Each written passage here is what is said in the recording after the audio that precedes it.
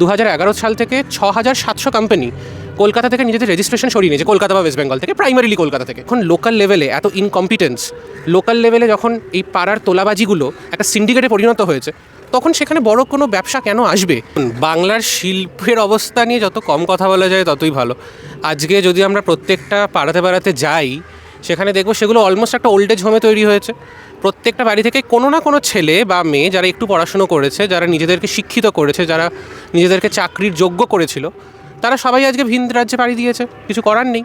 আমি সেদিনকে একটা খবরের কাগজে একটা ক্লিপিংসে দেখছিলাম, 2011 সাল থেকে 6700 কোম্পানি কলকাতা থেকে নিজেদের রেজিস্ট্রেশন সরিয়ে নিয়েছে, কলকাতা বা ওয়েস্ট বেঙ্গল থেকে, প্রাইমারিলি কলকাতা থেকে।